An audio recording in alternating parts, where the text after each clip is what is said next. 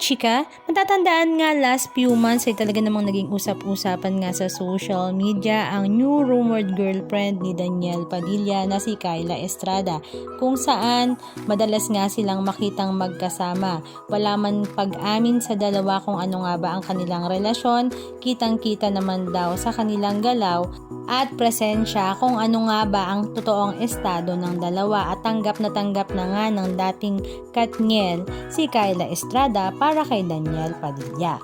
Samantala, ngayong araw naman, February 1, 2026, ay talaga namang mukhang handang-handa na rin si Catherine Bernardo na isa publiko ang kanyang relasyon sa mayor ng Lucena City na si Mayor Mark Alcala, dahil nga spotted nga ang dalawa na si Mayor Mark at Catherine Bernardo na masayang naglalakad nga at magkasama sa Rockwell, Makati City, at talaga namang ang mga mapanuring mata ng mga netizens ay hindi nga nagpahuli at talaga namang pinicturan at binidyohan ang dalawa dahil for the first time ay nakita nga sila sa iisang lugar na magkasama. Marami nga sa mga fans ng Katniel maging ni Catherine Bernardo ay natutuwa rin naman para kay Catherine dahil nakikita rin nga nilang nakamove on na nga rin ito sa kanyang fast relationship kay Daniel Padilla.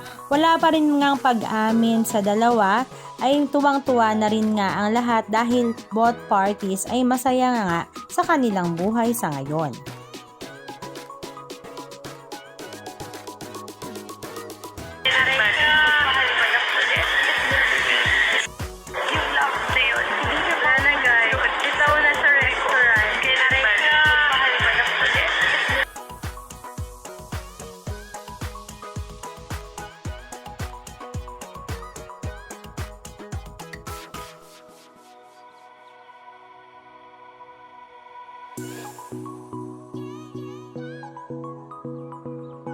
Anong masasabi nyo mga kachika? Just comment down below. And please don't forget to subscribe. Thank you!